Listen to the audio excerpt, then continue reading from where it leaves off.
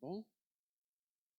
Pode trocar para a aula de hoje, meus irmãos? Quem está lá em cima, lá, me ajude a trocar o PowerPoint para a aula de hoje. Enquanto isso, nós vamos ler João, Apocalipse capítulo 1. O desafio nosso era chegar do verso 4 até o verso 8. São 4 versículos. Vamos ver se a gente dá uma pernada e a gente chega. Se eu for muito devagar, o irmão pode ter liberdade de dizer, pastor, vai mais rápido. Se eu estiver acelerando demais, você pode dizer, ó, a comunicação entre nós é de muita importância. De muita importância. Oh, meu assistente técnico aqui.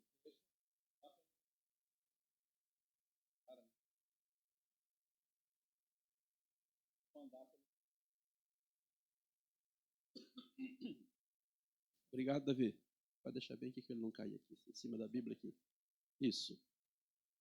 Muito obrigado.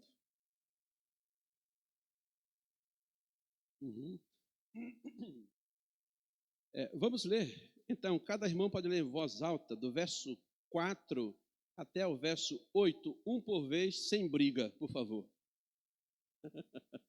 Verso 4.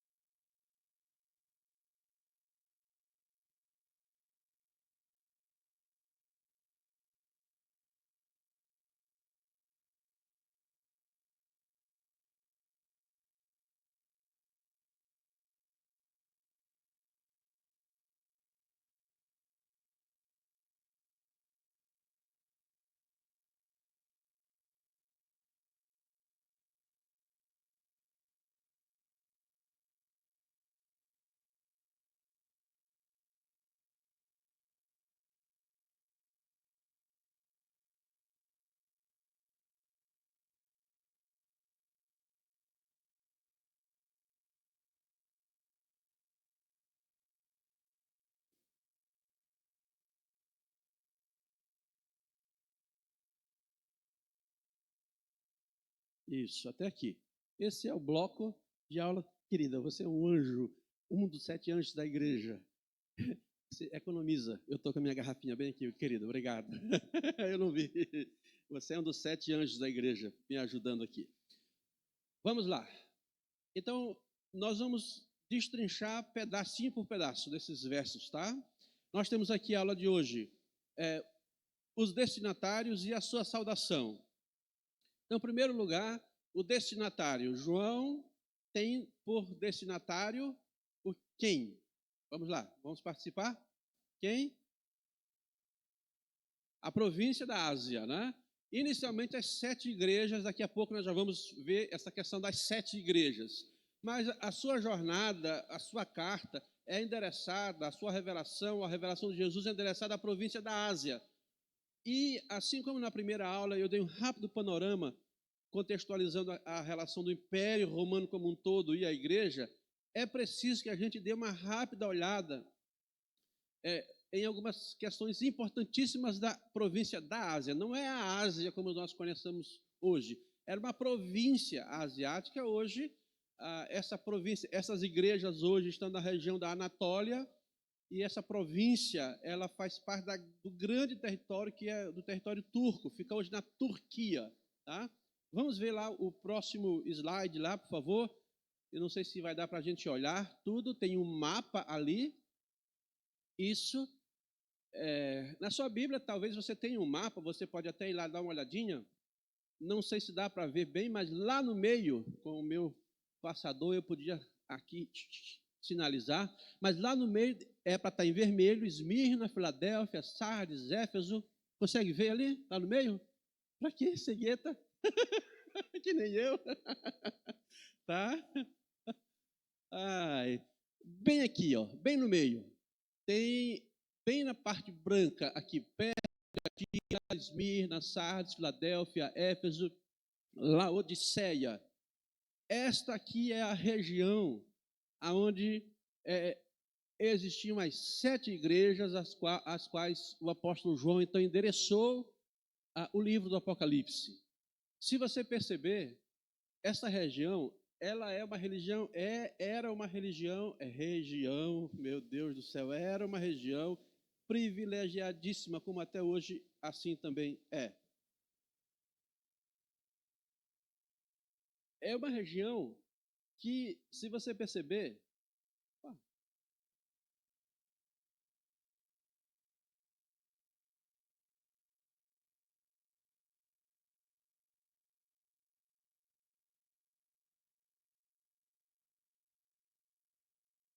a só ponteira.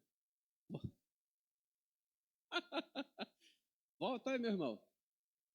Vamos voltar o meu aqui.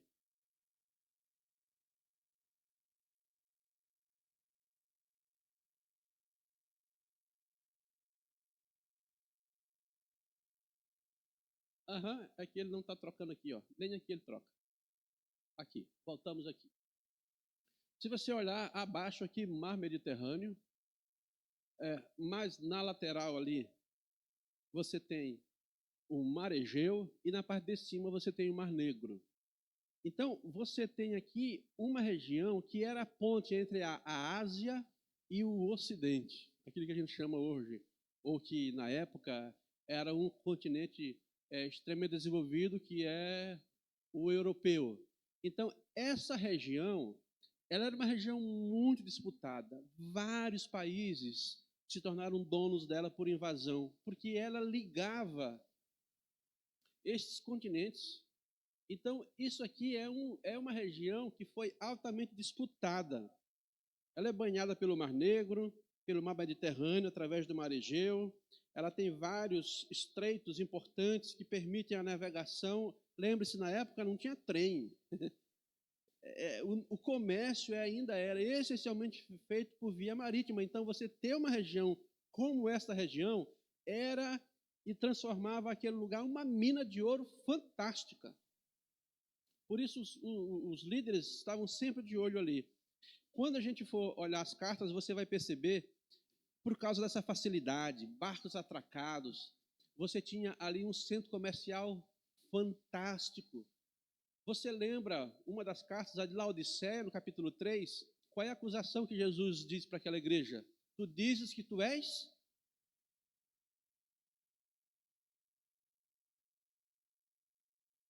abastada rica. Tu dizes que tu és rico, mas tu és pobre. Por quê? Porque, por exemplo, Laodiceia tinha sistemas de banco fantásticos, banco de primeira ponta. Hoje, banco europeu. Entendeu? Era fora da realidade de tão rica que era essa região. Era o centro comercial, cultural. Vou colocar aqui para ser mais rápido, aproveitar que ela pegou aqui. Isso. Essa região, ela tinha todas essas relações, comércio altíssimo, cultura, os grandes pontos de saber das nossas faculdades estavam nessa região. A parte educacional, a parte religiosa, era berço dos filósofos. Os grandes filósofos da época se reuniam na Ásia Menor e ali eles discutiam e levavam em conta os grandes temas da sua época. Então, essa região, depois a gente vai olhar isso com mais cuidado, mais para frente, era uma região riquíssima. Culturalmente, aqui, por exemplo, você tem na cidade de Éfeso a Biblioteca de Celso. Quando chegar em cada cidade, aí eu vou mostrar fotos e vídeos, para você ter uma ideia. Aqui começar um panorama, a gente não vai perder muito tempo hoje nessa direção, só para você ter uma noção de como que era essa região. A biblioteca de Celso ficava lá. Aquela biblioteca foi levantada para guardar 12 mil pergaminhos. Pergaminho, na época, não era qualquer coisa. E você acumular só em pergaminho 12 mil unidades, era coisa, competia com a biblioteca de Alexandria, que era a maior biblioteca da época. Então, era algo fantástico. Ciências, a área de medicina. Jesus disse para uma igreja: tu és cego. Aconselho de ti que compres. Ixi, irmão, vamos ler Apocalipse, capítulo 2 e 3. Colírio, para que vejas. porque a região da medicina estava ali. Indústria farmacêutica, templo do deus Esculápio, que era o deus da medicina. Então, era uma região altamente culta em todos os seus sentidos. Essa região foi considerada e era considerado o berço do helenismo. Se você quiser compreender melhor muitas coisas, faça uma pesquisa boa sobre o termo helenismo.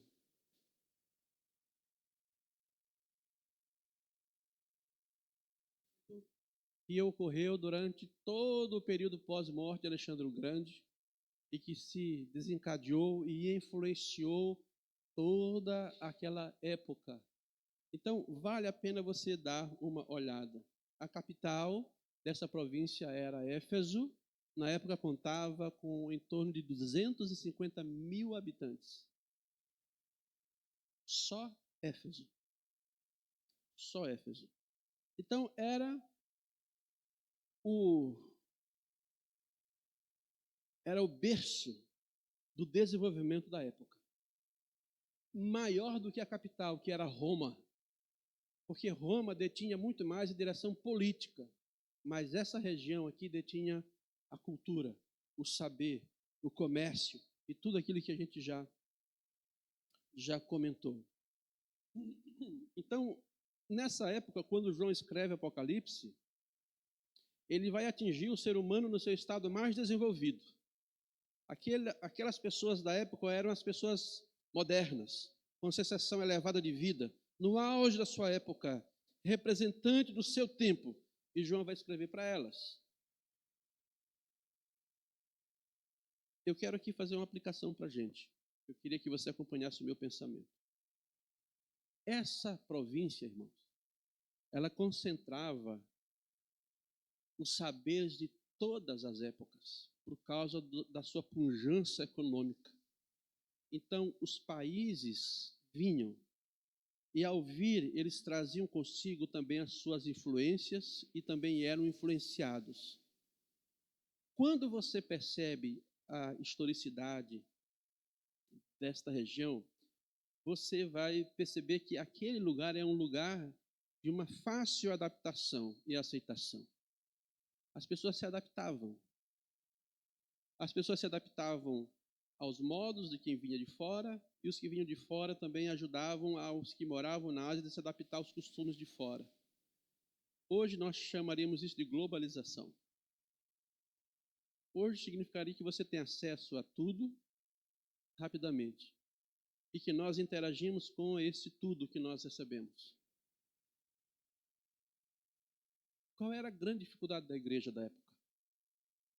A igreja da época eram caracterizadas por algumas questões interessantíssimas. Aqueles irmãos tinham uma vida diferente. Por quê? Eles tinham um Deus diferente. Os deuses gregos e um outro país, outra religião monoteísta da época, que era o judaísmo, o judaísmo considerava que o Deus deles era o Deus de Israel, estavam longe da terra. Os outros deuses eram deuses territoriais. Mas tem uma diferença: o Deus cristão não tem país, não tem território. Ele não é um Deus territorial. Aquelas pessoas não frequentavam os circos, as festividades pagãs.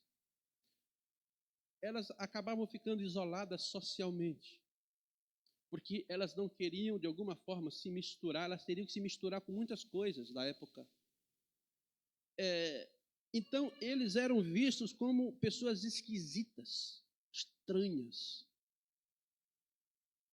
como pessoas que diziam que comiam carne e bebiam sangue,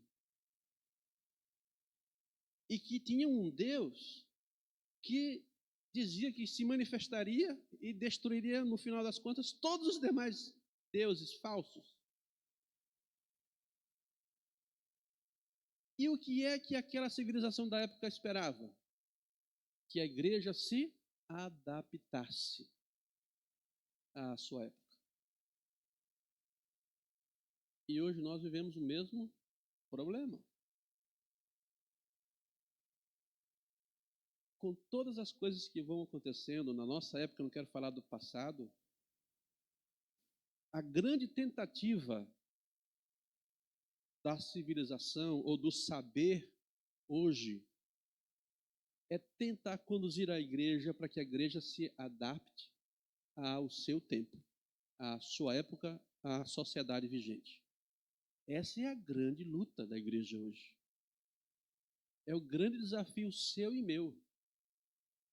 Então, quando João escreve a carta, ele está dizendo o seguinte: resista, não se curve, não é só ao imperador, a ele, mas também ao sistema que está ali girando em volta de vocês, que quer fazer com que vocês sejam iguais às outras pessoas e se adaptem. Participem de tudo que vocês acham que pode participar. Venham conosco, vamos celebrar a vida. Vamos aqui para as nossas festas, vamos aqui para as nossas reuniões, vamos para os nossos templos, vamos para... Se você for ler as 7 cartas em casa, você vai ver que Jesus ele vai elogiar e ele vai acusar fortemente as igrejas de não estarem resistindo como deveriam resistir. Estavam se deixando, por exemplo, se levar pela prostituição, estavam deixando se levar pela idolatria, estavam se deixando levar pelo materialismo, estavam se deixando ensinar por falsos profetas. Então, João, quando ouve essa mensagem da parte de Jesus e envia, ele vai gerar esse tipo de dicotomia ou de tentativa de deixar as coisas bem separadas, o que é uma igreja que é reverente a Cristo e que é uma igreja, entre algumas das questões, que Jesus tem vontade de vomitar. Você percebe, por exemplo, Laodiceia? Laodiceia já havia entregado o seu coração há muito tempo, uma das igrejas. E havia igrejas que Jesus nem repreendeu, que eram igrejas que estavam firmes. Então, hoje, o chamado para nós, se João escrevesse para nós nessa época de hoje, eu acredito que ele vai continuar escrevendo a mesma coisa, vai nos chamar, através do Espírito Santo, para uma vida de resistência, de não rendição, de não adaptação, de não comungar com as coisas as quais não fazem parte da nossa fé cristã, que nós recebemos através das Escrituras Sagradas. Até igrejas hoje da nossa convenção são desligadas, porque hoje elas já estão aceitando pastores homossexuais. Estão sendo desligadas, igrejas batistas. Não estou falando de outras denominações. Cristãos progressistas hoje que lutam em favor do aborto, que lutam desesperadamente para guardar um cachorrinho e tem que guardar, proteger o cachorro, tem que guardar o cachorro. Mas lutam pelo cachorro e são favoráveis ao aborto, por exemplo. Eu estou citando aqui algumas questões que são pontuais. E que nós, ou os que resistem, são chamados de fundamentalistas, de conservadores, de extremistas. E muitas igrejas hoje resolvem o que? Eu não quero mais esse rótulo, porque esse rótulo não me dá ibope, então eu prefiro me adaptar à época. Então é tudo bem, está tudo tranquilo, está tudo em paz, vamos ir para frente. Vai chegar o tempo, e já chegou o tempo em que Jesus tem vomitado muita igreja. E é isso que João vê, Jesus revela para ele, e ele escreve e vai dizer: olha, vocês precisam resistir, vocês precisam não se adaptar a essa relação como na igreja hoje é chamada a resistir. Irmãos, nós somos chamados, segundo Judas, a pelejar pela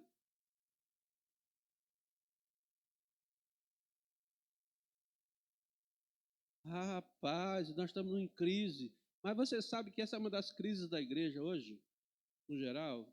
Falta leitura bíblica. Falta leitura bíblica. Se você pegar Judas, não tem nem capítulo, porque é só versículo. E o principal objetivo da carta que Judas escreveu, não o traidor. Ele diz que nós temos que pelejar pela fé que foi entregue de uma vez aos santos. Somos chamados para pelejar. Somos chamados para resistir, para não abrir mão das nossas convicções, se elas estiverem fundamentadas na Escritura Sagrada. Tá bem? Alguém que aí comentando, eu estou falando, mas os irmãos têm liberdade de perguntar, e se eu não souber, eu enrolo. Aí você acha que eu respondi e eu nem respondi. Você... Essa é a técnica do professor, né? Estou brincando com os irmãos. Alguém quer perguntar alguma coisa? Gente, vocês são muito quietinhos. Nossa, eu achei que isso aqui ia ser uma bagunça danada, porque normalmente quando eu estava dando aulas aí para um número menor, era uma metralhadora danada, e agora está todo mundo tão quietinho, tão comportado. Nós vamos trazer café para vocês acordarem de manhã, né? Para vocês... Olha aqui, ó, importante. Agora, vamos olhar um pouquinho o contexto. Essa província era considerada a mais culta e nobre do Império Romano. Era nata, em todos os seus sentidos. Para nos ajudar, eu quero trazer isso aqui para você. Missões na província da Ásia. Ali tem uma figura dos pés, simbolizando as tentativas de evangelizar a província da Ásia. Agora vocês vão me ajudar. Vamos lá. Quem primeiro chegou na Ásia com o evangelho em viagens de missões? Agora todo mundo vai saber. Quem foi? Paulo. O apóstolo Paulo está relatado lá no livro dos Atos dos Apóstolos, que ele então empreende a sua viagem missionária, a segunda, especialmente a sua terceira viagem missionária. Ele vai ficar em Éfeso o maior período do seu ministério em um único lugar. Em torno de 3 anos ele fica em Éfeso, estudando, ensinando. Paulo teve a visão de que se ele alcançasse, pelo Espírito Santo, se ele alcançasse grandes centros, ele poderia depois alcançar lugares menores. Então, ele vai para o coração da época. Ele vai para a região da Ásia Menor. E ele se estabelece ali 3 anos em Éfeso, estudando, ensinando, orientando, ajudando, fortalecendo as igrejas que já existiam na época, trabalhando fervorosamente. Paulo foi para lá. Quem mais viajou para lá?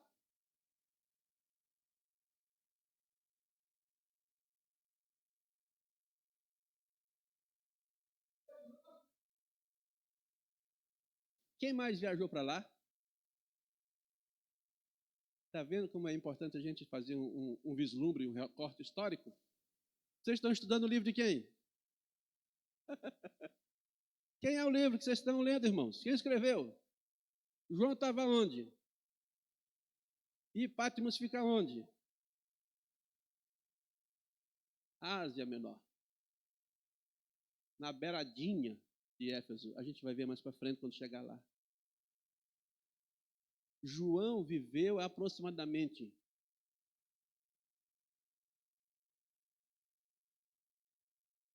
vai na língua.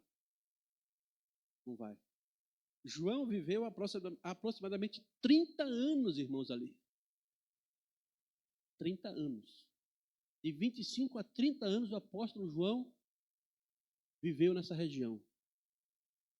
A sua grande parte, o seu grande parte de ministério foi dedicado a essa região, porque João entendia e sabia a importância de alcançar aquela região para Jesus Cristo. Ele vai morrer lá. Ele não morre preso em Patmos, ele é solto de Patmos e depois ele volta para Éfeso, segundo os historiadores, e ele vai morrer lá. Então, João também foi para lá. Oi.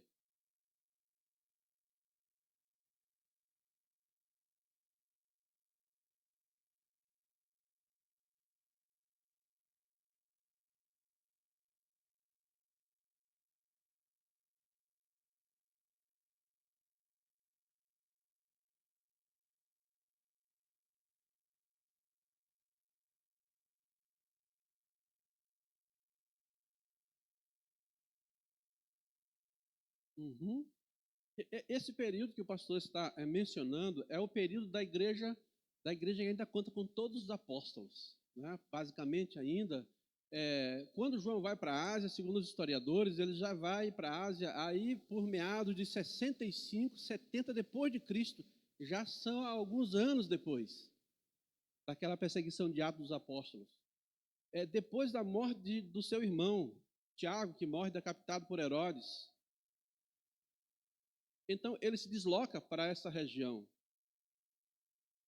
seguindo as pisadas ali do próprio apóstolo Paulo, né? Agora, olha bem como foi concentrado o trabalho de missões nessa época. Se você ler Atos, você vai entender muito bem do que eu estou falando aqui. Olha bem como esse lugar foi destaque e foi algo não só das visitações, mas das cartas. Paulo escreve à igreja de Colosso, que é da Ásia Menor. Ele escreve uma carta para Éfeso, que é da Ásia Menor. Ele escreve uma carta para Laodiceia, que é uma carta que a gente chama de carta perdida. A gente só sabe que ela existe porque Paulo menciona ela quando escreve aos Colossenses, no capítulo 4, verso 16. Ele diz: depois que vocês lerem a carta de vocês, que eu mandei a vocês, façam com que essa carta também seja lida lá em Laodiceia. E a carta que eu escrevi em Laodiceia, vocês leiam aqui em Colossos. Olha a troca, olha o intercâmbio. Então uma igreja recebia, lia, mandava para outra, a outra lia, mandava para lá, para lá, para lá, para lá, para lá, e aqui escrevia lá, mandava para cá, e então o evangelho, através das cartas, ele se mantinha vivo ali.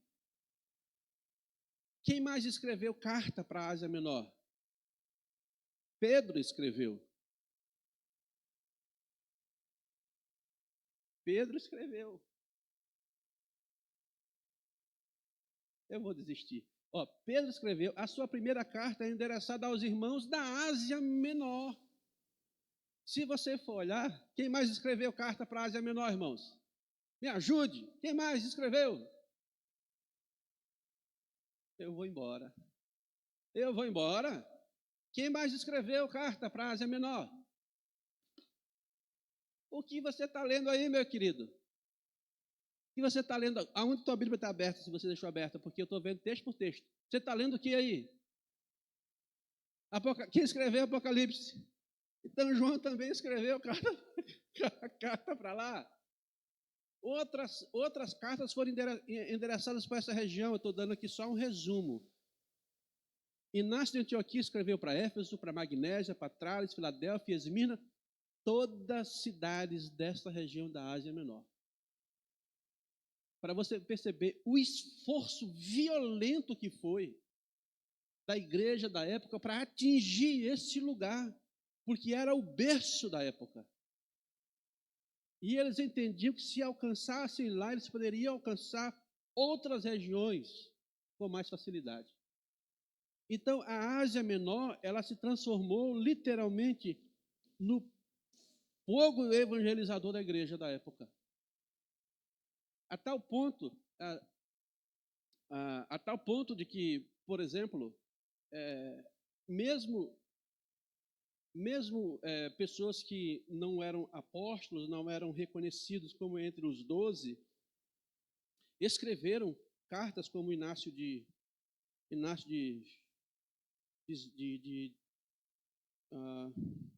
escreveu isso aqui. Ele escreveu na época do imperador Trajano. Ele foi, se não me engano, foi Trajano. Ele escreveu mostrando como é que era a realidade da fé cristã da época. Ele vai morrer depois completamente debaixo de condenação. Mas ele escreveu. Foi condenado por Trajano enquanto ele viajava de Antioquia, que era onde ele havia nascido. Ele tem liberdade para parar e fazer algumas visitas e escrever. Ele escreve 7 cartas às igrejas. 4 cartas, melhor dizendo, às igrejas. Endereça das igrejas. E no final ele chega em Roma e ele é decapitado, morto, pela sua fé também. Então são alguns livros históricos que nós podemos aqui mencionar. Eu estava lendo um livro que trouxe um recorte da história de um governador, um prefeito chamado Plínio.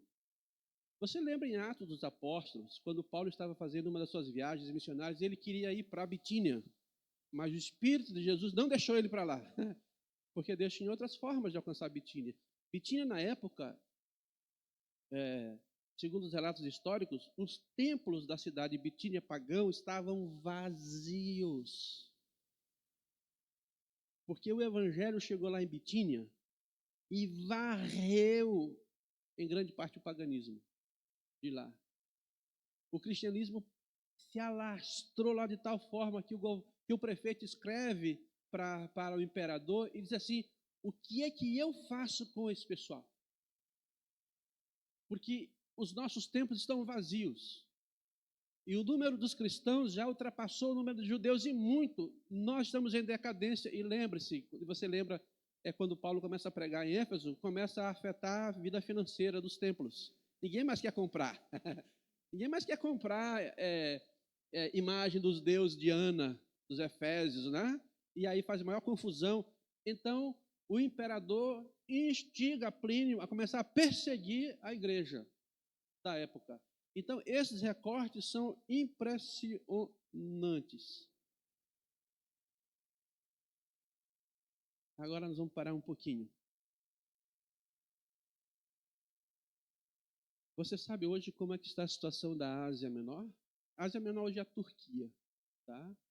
Pega toda aquela região ali à direita, de todo aquele lado mais cremezinho. O azul, os irmãos sabem, são mares, né? Água. Toda aquela região. Hoje essa região, esse país é a Turquia. Você sabe como está o evangelho hoje lá? Depois do grande avivamento que Deus fez através dessas ações que nós mencionamos, a Turquia hoje é liderada pelo cachorro doido, o Erdogan, tirano, assassino. A Turquia tem em torno de 78 milhões de pessoas, se não me engano. 87 milhões de pessoas a Turquia tem hoje. Você sabe qual é o índice de cristãos lá? Não chega a 0,02. Em toda a Turquia, esse mar de gente todinho, eu li a estatística que diz que tem em torno de 17 mil cristãos somente, incluindo todo mundo que se diz cristão, católico e outros praticantes. 17 mil, num mar de quase 90 milhões de pessoas.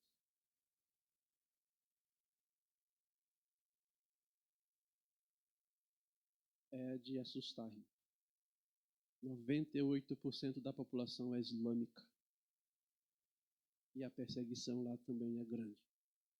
Pela mão do tirano, o presidente do país que entrou lá e não sai de jeito nenhum.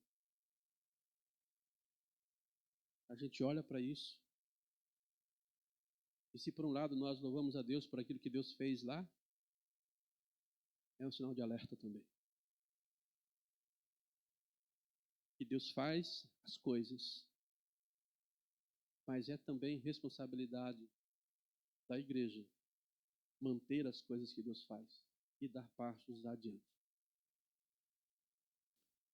Eu penso que é o momento da gente fazer uma oração, pelo menos, pelos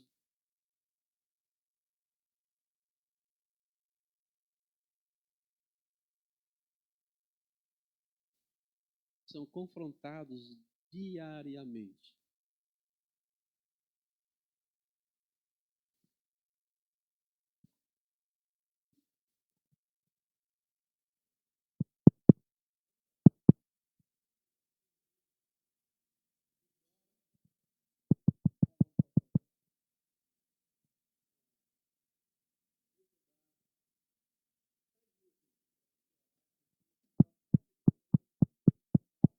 Som, som. Som. Som.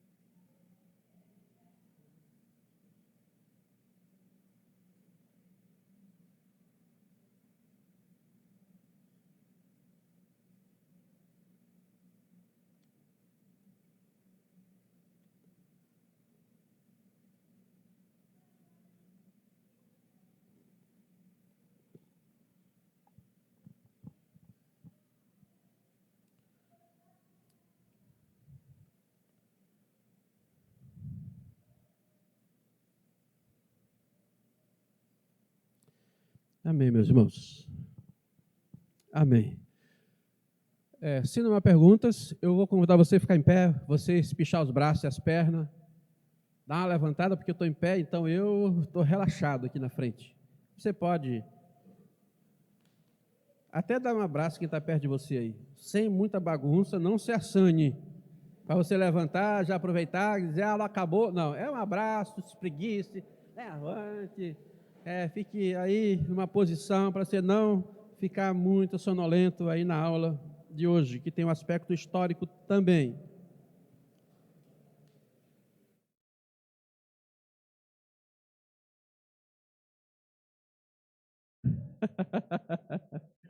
Tá bom, meus irmãos, fiquem à vontade aí, já deu. Quem abraçou, abraçou. Quem não abraçou, guarde seu abraço, vai distribuir depois seu abraço. Por que que as cartas são endereçadas para 7 igrejas? Pode sentar. Por que são 7 igrejas? Eu quero aqui só passar rapidamente isso, porque é um aspecto que é importante, né, para a gente. Ora, a gente já sabe, por exemplo, que tinha igrejas em Colossos. Colossos não recebeu carta, né? Não recebeu carta dentre as 7 do Apocalipse. Não consta ela. Tinha igreja em Hierápolis, segundo Paulo escreve aos Colossenses, capítulo 4, verso 12. Hierápolis não recebe, a ela não é endereçada a carta do Apocalipse. Tinha a cidade em Troade, Magnésio, Trales, algumas cartas são mencionadas na história, mencionando as igrejas, mas essas igrejas não constam entre as 7 do Apocalipse. Então, só para a gente aqui rapidamente passar aqui, provavelmente porque a posição estratégica das 7 igrejas ajudaria a fazer com que essas cartas pudessem circular com mais rapidez. Lembre-se que nós falamos lugar e estrutura. Então, uma carta que chegasse ali, ela circularia rapidamente entre as demais cidades. Porque a província da Ásia era um berço propulsor da adoração ao imperador também. Ali nós temos os 3 primeiros templos dedicados à adoração do imperador, na Ásia Menor. E o que a gente mais acredita que é a razão principal, porque o número 7 indica, na verdade, que as cartas seriam endereçadas a todas as igrejas, não só as 7 igrejas históricas, mas a todas as igrejas do seu entorno, de todos os tempos. Por que que a gente pensa sobre isso com mais assertividade? Porque o número 7 significa plenitude, perfeição. Se você ler Apocalipse, é só 7 que tem. É 7 trombetas, é 7 selos, é 7 anjos, é 7 espíritas, é 7 taças, é 7 carros. Tudo é 7, tudo é 7. Porque o número 7 indica pleno, algo perfeito. Então, endereçar essa carta às 7 igrejas significa, na verdade, um endereçamento a toda a igreja que estava espalhada por ali. Tá bem? Eu acho que isso aqui é importante. Agora vamos para o texto bíblico. Como é que está colocado ali o começo? Vamos ver, bênção e fonte da bênção. Vamos ler juntos a saudação. Que a graça e a paz estejam com vocês, da parte daquele que é, que era e que há de vir, da parte dos 7 espíritos que estão diante do seu trono e da parte de Jesus Cristo. Então, nós temos a bênção. Que bênção é que está sendo derramada sobre a igreja? Qual é a bênção? Graça e paz. 2 palavras que mostram a plenitude da vida dada por Deus para aqueles que entenderam o Evangelho. A graça remidora e a paz que é desfrutada a partir dessa graça. Aqui essas 2 palavras significam vida plena em Deus, completa, abundante. Graça e paz é distribuída para a igreja. Agora, vamos ver a fonte, de onde é que vem esta bênção. Em primeiro lugar, vem da parte de quem?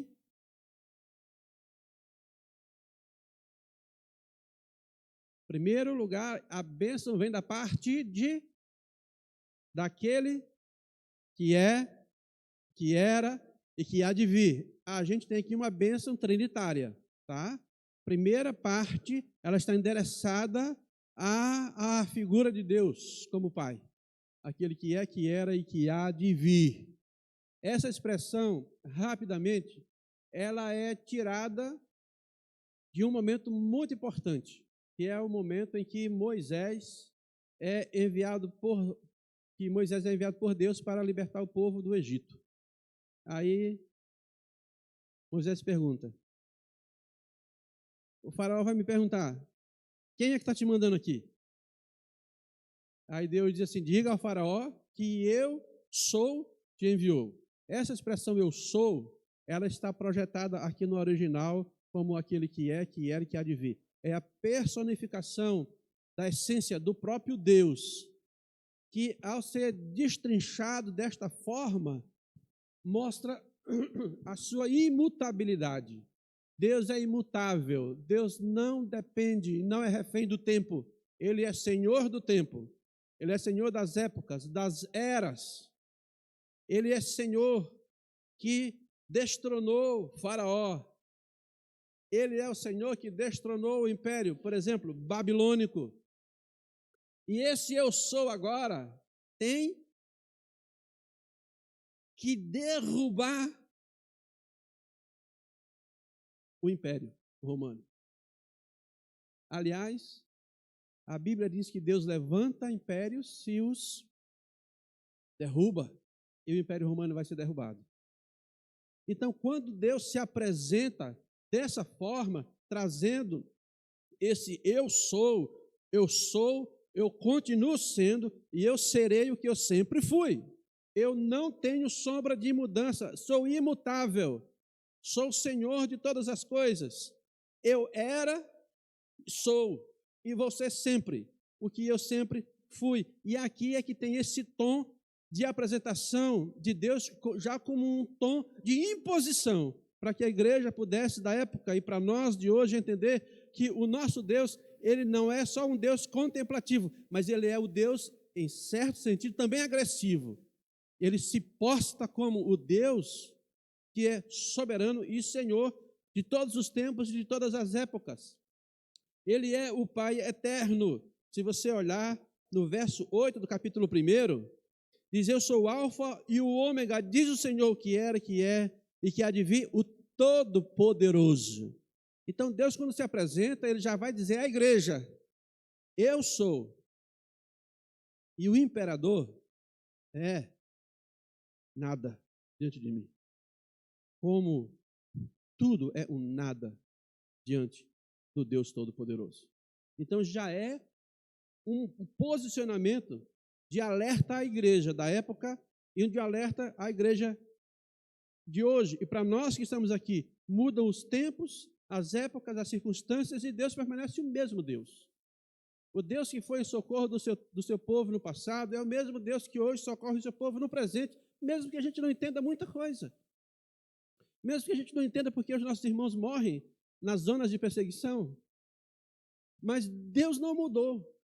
E Ele continua agindo e fará com que a história, no final de todas as coisas, se renda aos seus pés, na figura do nosso Senhor e Salvador Jesus Cristo. Deus é aquele que envolve o tempo, a sua divindade, ela é plena, ao passo que o imperador, a sua vida é como um estalo de dedo de Deus, como um vapor, como diz Tiago, como uma neblina, que some e passa.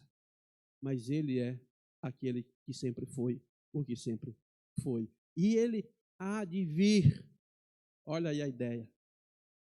Eu sou o Deus que é e que intervém.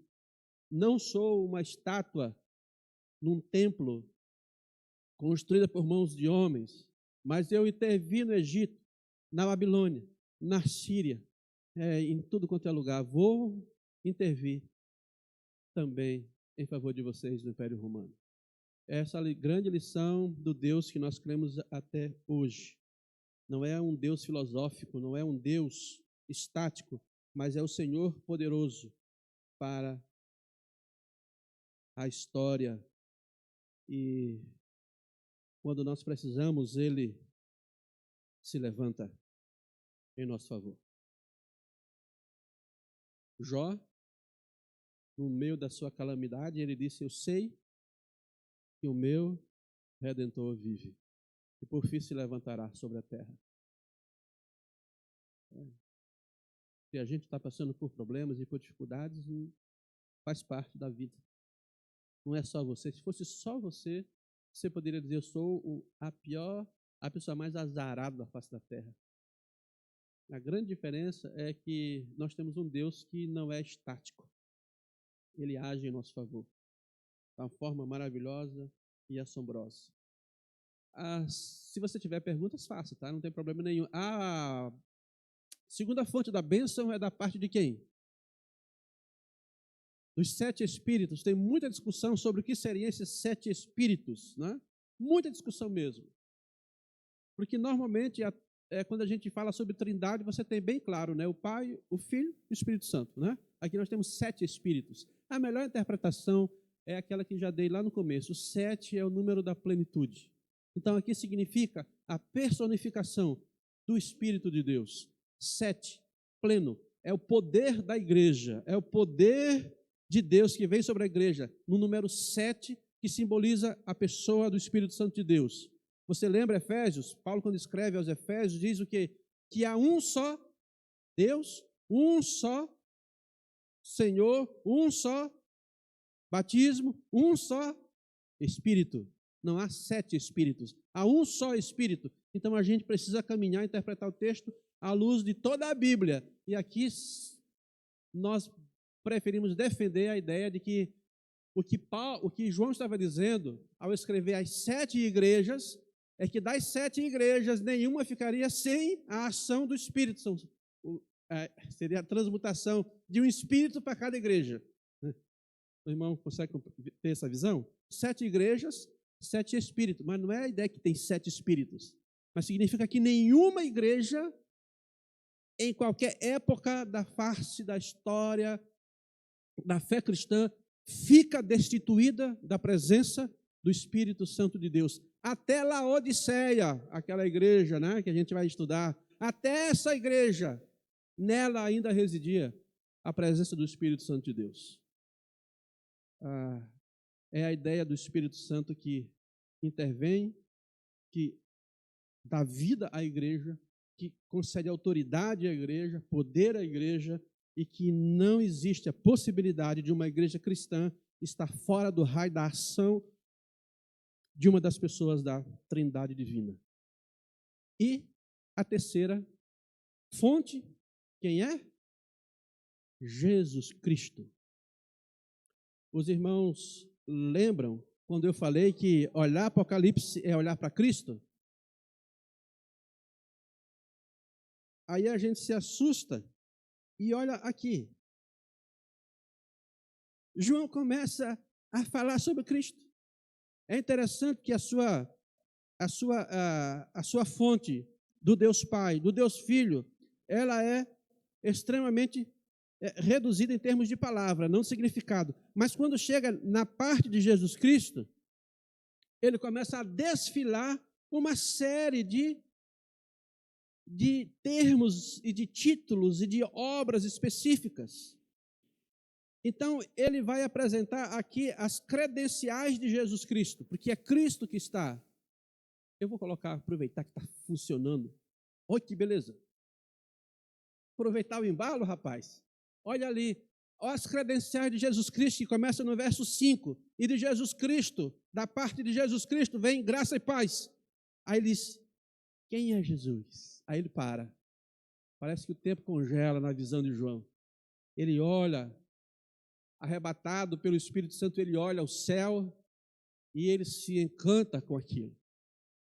E aí ele consegue vislumbrar a plenitude do Cristo. E aí ele vai descrever quais são as credenciais de Jesus. Primeiro, ele é uma fiel testemunha. Está escrito no texto. A fiel testemunha. Qual é a principal característica de uma testemunha? Alguém sabe? Já foi no jurado? Já foi jurado? Já viu um filme, pelo menos? A verdade é a fidelidade aos fatos. Quando um juiz vai julgar qualquer coisa, ele não leva em conta o que uma testemunha foi lá e diz assim, eu ouvi falar. Não, você ouviu? Aí vem o outro e diz assim, eu vi, Pô, mudou tudo. Então, a primeira credencial é que Jesus ele é a fiel testemunha. É aquele que veio ao nosso encontro, na descrição de João, e testificou de tudo o que o Pai Celestial lhe deu para testemunhar. Se você ler João é interessante. João é o livro da palavra testemunho. Pilatos pergunta para Jesus, o que é a verdade? Aí Jesus diz, eu vim para dar testemunho da verdade. Né? Eu vim para dar testemunho. O Evangelho de João, aparece várias vezes essa expressão testemunha, porque é isso que Jesus Cristo fez. Ele se apegou à fidelidade da revelação, que o Pai Celestial o encaminhou e deu esta revelação com fidelidade. Mostrou a verdade de Deus a partir do conhecimento direto que ele tinha e não de fontes secundárias.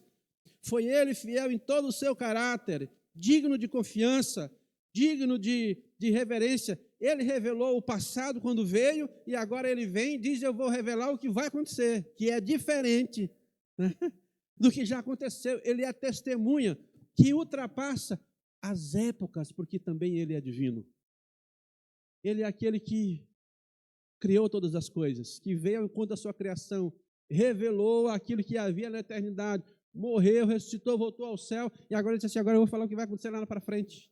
Quer dizer, essa é a figura da testemunha, e que, historicamente, depois dos séculos passados, essa palavra passou a ser aquele que dá até a própria vida em função daquilo que afirma, que é a palavra martírio, que vai aparecer do grego aqui. Jesus deu testemunho da verdade até a morte. Morreu por ela, para que nós pudéssemos ter verdade dele para a nossa vida. E aqui, eu falei domingo passado, eu volto a falar. A fiel testemunha espera que nós também sejamos fiéis. A implicação de Jesus como fiel testemunha é que sejamos fiéis a Ele, não ao imperador, não ao sistema que está hoje dominando a nossa sociedade, fiel a Ele e, ao mesmo tempo, uma testemunha fiel daquilo que somos em Cristo, que é aquilo que nós chamamos de testemunho da fé. Né? Isso aqui é fundamental. Ele é o primogênito dentre os mortos. João continua dizendo, primogênito dentre os mortos. Duas coisas são importantes aqui nesse texto. Primeira, se a gente pensar nessa expressão primogênito dentre os mortos como o primeiro a ressuscitar, não é válido, porque outras pessoas também ressuscitaram no Velho Testamento. Mas Jesus foi o único a ressuscitar e permanecer vivo para sempre. Então, se ele é o primeiro a ressuscitar de fato de verdade, isso traz o que para a gente? Oi? Vai lá, meu irmão. Oi? Rapaz, vocês têm medo de responder? Gente, que turminha mal. Olha, mas que turma mais medrosinha. Vai lá. Oi? Esperança de que, sendo ele o primeiro a ressuscitar e viver para sempre, nós temos a esperança que também um dia ressuscitaremos e viveremos com o nosso Senhor para sempre. Mas essa palavra também aqui, primogênito, significa também aquele que tem a primazia, o lugar de destaque, de honra. Se é o primogênito no sentido de ser o filho, significa, lembra do Velho Testamento? O primogênito tinha direito a quê? A direito, a herança do seu pai. Então Jesus, se é nesse sentido primogênito, ele é o herdeiro de todas as coisas, Colossenses capítulo 1. Ele é a imagem, a expressão Hebreus fala sobre isso também, a imagem expressa do seu ser. Ele é o herdeiro de todas as coisas. É diante deste Senhor que é proeminente, que todo joelho se dobrará e toda língua confessará que Ele é Senhor. Tanto salvo quanto não salvo, não interessa. Um dia o joelho vai bater no chão, os mortos vão ressuscitar e todos eles renderão reconhecimento a Jesus Cristo. As ovelhas para a direita e os bodes para a esquerda. Mas não importa. Não importa. Todo joelho vai se dobrar diante de Jesus Cristo, nosso Senhor. Então é Ele aquele que nos dá esperança. E aqui já fica muito claro o Espírito Santo, por intermédio de João, dizendo o seguinte: fiquem firmes até o fim, porque mesmo que vocês morram na espada, mas lembre-se do primogênito entre os mortos. Lembre-se que vocês não morrem para o pó da terra, vocês morrem para aquele que é Senhor dos vivos e dos mortos. E ninguém escapa. E se vocês não se curvarem, se vocês forem fiéis até a morte, dar-lhe-ei. Aí tem um monte de promessas de comer da árvore da vida, de assentar no meu trono. Aí a gente vai chegar lá ainda nessa parte, tá? E qual é o terceiro? Terceira credencial de Jesus? Ele é o Rei dos Reis, ou eu gosto dessa palavra, soberano, da Nova Tradução. É internacional, soberano. De novo, já bate o martelo. Aqui tem um soberano, só um rei. Um rei. O resto é tudo súdito dele. Até o imperador aí, esse tal de Domiciano aí, que está exigindo que vocês adorem a ele, até ele é subordinado a mim. Eu sou o verdadeiro rei e senhor e soberano sobre todas as coisas. Os imperadores são falsos senhores. O que Jesus está dizendo aqui é que um a um, na credencial que João dá dele, um a um, todos os seus inimigos, todos eles vão sendo conquistados, vão sendo derrubados, vão perdendo os seus tronos, até que o último inimigo seja derrotado. E o último inimigo é?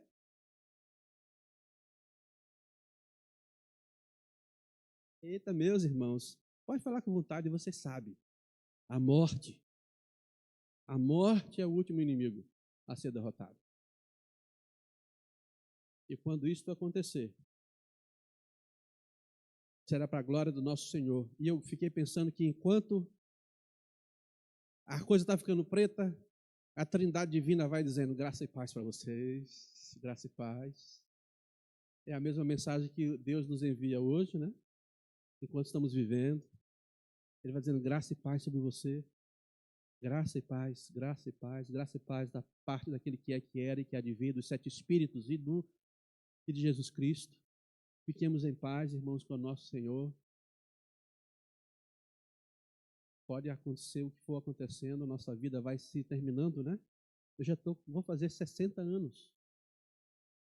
Já estou na minha jornada com Jesus pela graça dele, desde 20 anos.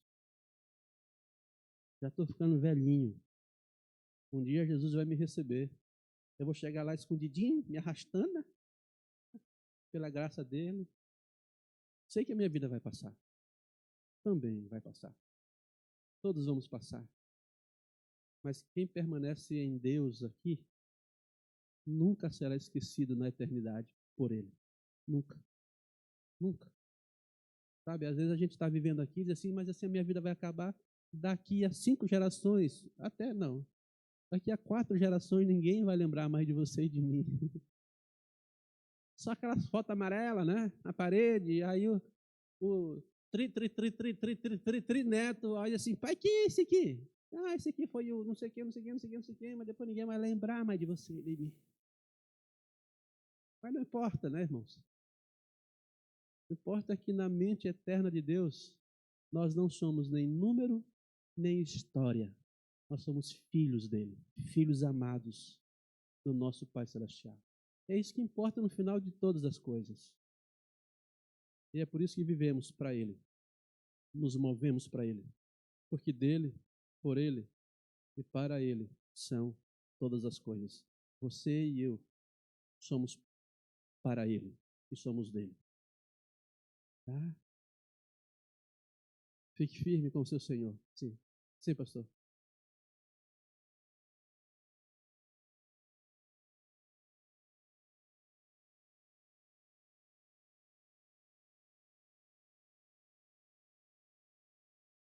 Eu dei uma aula no ano passado de uma frase que Deus botou no meu coração. Eu nunca mais esqueci essa frase.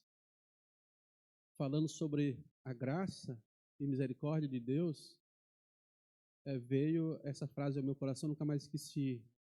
A frase que diz mais ou menos assim, que o Deus e Pai do nosso Senhor Jesus Cristo se recusou a ser pai de um filho só. Se recusou. Irmãos, a nossa relação com Jesus é tão maravilhosa, tão grandiosa. Ele nos chama para ser servos, mas também nos chama para sermos seus amigos. E a Bíblia Sagrada chega a tal ponto de dizer que ele não se envergonha de ser chamado de quê? De nós sermos chamados o quê dele? Irmãos. Jesus não se envergonha de ser chamado, ou de nós sermos chamados irmãos dele. Essa é a figura paterna do Deus gracioso, que olha para nós e diz: tu é meu servo, mas você é meu amigo e você é meu irmão. Somos família do nosso Pai bendito.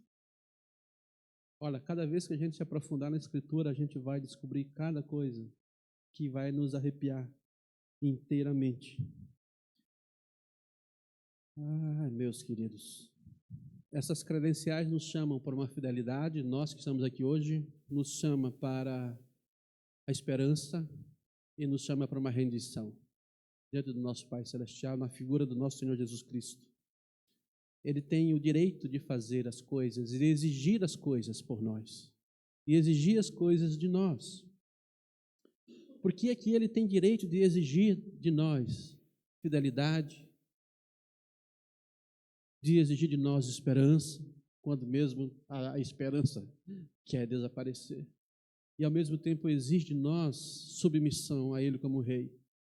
Aí João continua, olha interessante, ele afirmou 3 coisas sobre Jesus, e ele vai afirmar mais 3 coisas. Olha como é impressionante como vai se repetindo. São 3 bênçãos, são 3 figuras de Deus, era e o que há de vir, a plenitude do Espírito. Jesus, 3 credenciais. Aí ele diz assim, mas é insuficiente, eu preciso escrever mais coisas do que eu vi, do que eu percebi. Aí ele diz ainda mais, versos 5 e 6. Jesus pode pedir isso da gente e exigir, porque ele fez 3 coisas por nós. Ele nos amou, ele nos libertou dos nossos pecados, ele nos fez rei e sacerdote. Mais 3 ações do nosso Senhor sobre a nossa vida. Sobre essas coisas, como diz o apóstolo, falaremos mais tarde, se Deus nos permitir. Porque nós já estamos caminhando para o final da aula e eu não quero terminar depois do horário. Tá bem? Eu queria incentivar você a continuar vindo. Mesmo que dê uma preguiça de manhã cedo. Você acha que eu não tenho? Botei meu despertador cedinho, para me ficar elétrico já na pilha, né? Para não acordar sonolento.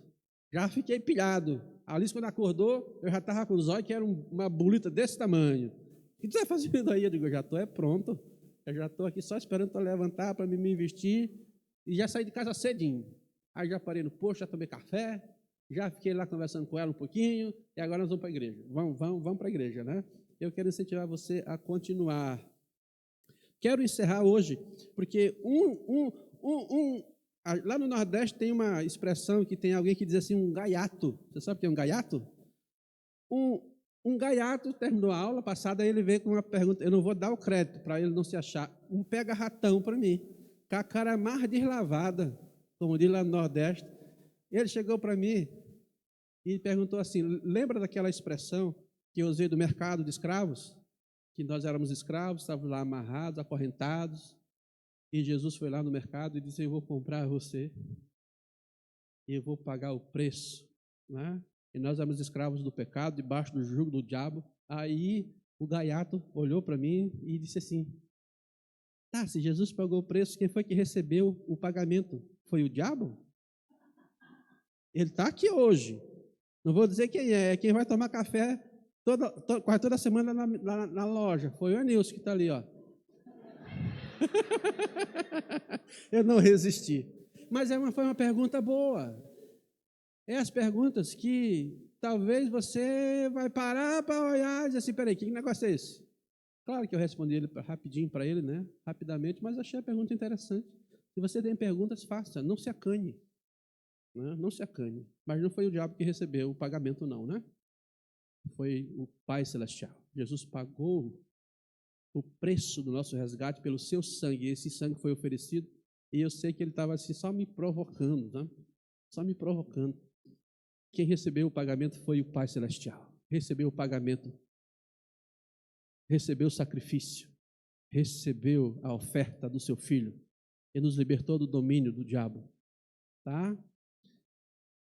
E lembre-se, irmãos, lembre-se para a gente ir aqui orar e ir embora. Aproveitando essa pergunta, quem é o Senhor do inferno? Quem é que manda no inferno? Ixi, essas perguntas pegam ratão. Quem é que manda no inferno lá, irmão? Os irmãos já entenderam o negócio, como é que funciona, né? É Deus. Não é o capeta. Não é o demo. Não fique aí caindo nessas histórias lá, né? Lembra do filme? Aquelas historinhas que o diabo tem um caldeirão, aí ele fica lá mexendo. Aí vem mais um, vem, joga lá de cima. Puf! Aí ele está lá. Aí a pessoa está sofrendo e o diabo está dançando. Irmão, o diabo vai sofrer no inferno igual todo mundo que não crê em Jesus Cristo. Não é lugar de festa para ele e sofrimento para os outros. Ele também vai entrar no caldeirão, naquele que Apocalipse diz do lago, que queima como um fogo e enxofre. Nem do inferno esse capeta é Senhor. Quem dá ordem lá é Deus. Ele é Senhor de todos os lugares. De todos os lugares. Até o capeta dobra o joelho na presença dele. Então, nunca pense que o seu Deus é menor do que ele é. Tá bom? Obrigado, Nilson, pela pergunta. Vamos orar? Nosso Pai, graças te damos, Senhor, e te bendizemos, porque ficamos hoje estudando um pouco da cultura da época que vai nos ajudar a entender as cartas. Obrigado por quem tu és, nosso Deus trino, que se revelou a nós na pessoa do teu Filho amado e que nos deu do teu Espírito para que vivamos, Senhor, resistindo à época em que nós estamos vivendo, Senhor. Ajuda-nos a sermos testemunhas fiéis, a não nos dobrarmos diante de ninguém e nem do sistema que está ao nosso redor, Pai.